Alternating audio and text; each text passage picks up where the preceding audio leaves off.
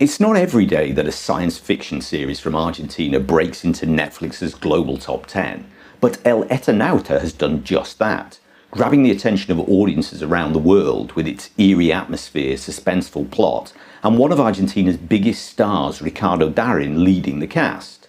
But if you've only seen the show, or even just read the reviews, you might be missing something huge. Because here in Argentina, El Eternauta isn't just some cool sci-fi thriller.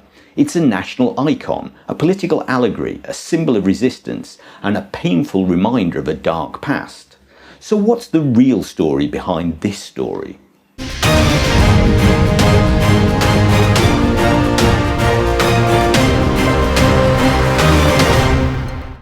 El Eternauta began life as a comic book in 1957, written by Hector Herman Oesterheld and illustrated by Francisco Solano Lopez.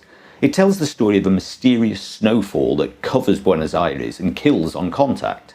Survivors take refuge indoors and slowly discover a terrifying hidden invasion.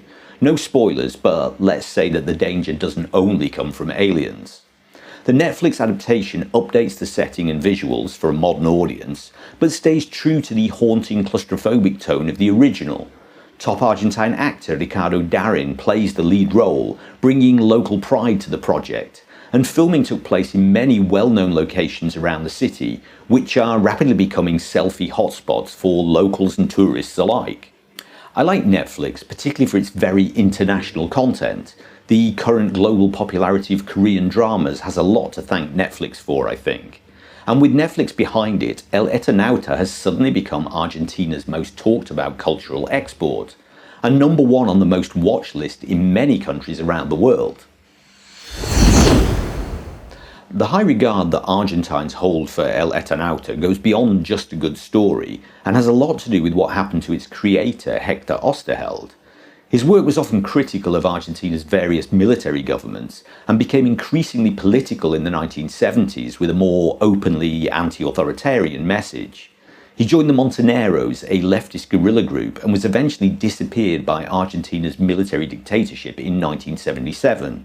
He was never seen again. The same fate befell various members of his family, including all of his 4 daughters and their husbands. Only his wife survived. This gives the story an emotional and symbolic weight that the Netflix series can't ever fully convey. The masked figure of El Eternauta became a symbol of protest during Argentina's return to democracy, and later during street demonstrations and political campaigns.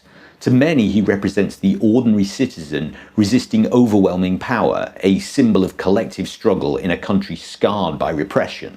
Even in recent years, the symbol of the masked El Eternauta keeps coming back, not just in pop culture, but also in politics. Just last week, Argentine scientists dressed up as characters from the story held a demonstration against Milei's funding cuts to research and the consequent mass layoffs and loss of young scientists. Today's Argentine government are, somewhat predictably, Philistines.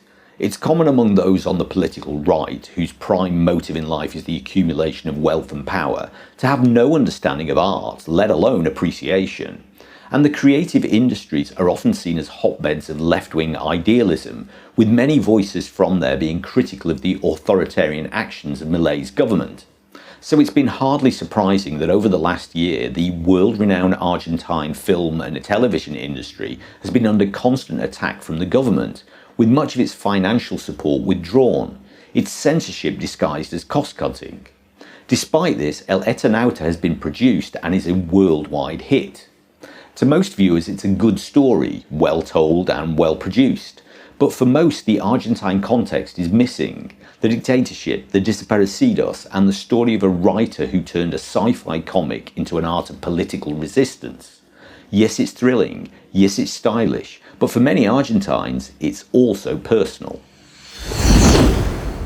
So if you're watching El Eternauta on Netflix, enjoy the mystery, the suspense, and the world building, but also know that there's something deeper going on beneath the surface. This isn't just science fiction, it's a reflection of Argentina's trauma and resilience, a cautionary tale wrapped in a survival story. Ricardo Darin might be the face that draws viewers in, but the real power of El Eternauta lies in what it represents, The idea that ordinary people, not superheroes, are the true heroes in the face of unimaginable threats. So if you've seen the show, what do you think? Share your thoughts in the comments. Thanks for watching, and as always, don't forget to like, share and subscribe. If you want to support the channel, you can buy me a coffee in the link below, and I'll see you next time.